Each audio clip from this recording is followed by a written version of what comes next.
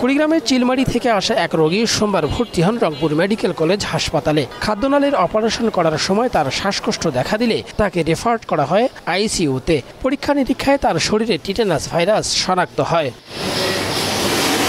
পরে ওই রোগীকে করোনা ওয়ার্ডের আইসোলেশন ইউনিটে রেফার করে আইসিইউ সেবা বন্ধ করা হয়। অন্য রোগীদের বিভিন্ন ওয়ার্ডে স্থানান্তর করা হয়, তবে ভেন্টিলেটরে থাকা গুরুতর 3 রোগীকে বিশেষ ব্যবস্থায় সেখানেই চিকিৎসা দেওয়া হচ্ছে। আমাদের রোগী লাইফ সাপোর্টে আছে, হয়তো বা কিছুক্ষণ পর অন্য ওয়ার্ডে ট্রান্সফার করবে বলছে। আমার বাবা ওখানে ভিতরে আছে গতকাল থেকে। স্যাররা বলছে যে টাকা ম্যানেজ করে আমাদেরকে ওখানে শিফট করবে 3 দিনের জন্য, ভ্যালিডেশন দেওয়ার জন্য।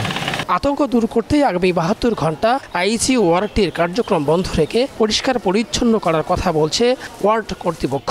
এই ভাইরাসটা আসলে ছোঁয়াচ্ছে না। আইসিইউ যে রোগীগুলো ছিল আমরা অলরেডি সেগুলো শিফট করে বিভিন্ন ওয়ার্ডে দিচ্ছি। আইসিইউ ক্লিন হয়ে গেলে আমরা রোগীগুলোকে আবার পুনরায় আইসিইউর মধ্যে নিয়ে আসবো। রোগীরা সাময়িকভাবে ওনাদেরকে অন্যান্য ওয়ার্ডে শিফট করা হয়েছে।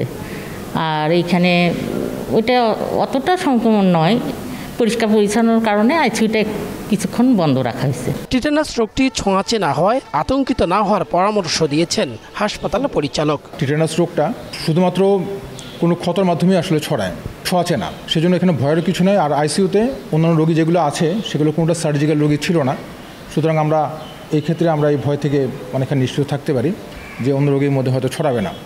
অধিকতর সতর্কতার জন্য আসলে আমরা এই পদক্ষেপটা নিতে যাচ্ছি। 10 শয্যার আইসিইউ ওয়ার্ডের 9 জন রোগীর মধ্যে 6 জনকে অবস্থা অনুযায়ী হাসপাতালের বিভিন্ন ওয়ার্ডে স্থানান্তর করা হয়েছে। রফিকুল ইসলাম, দেশ টিভি, রংপুর।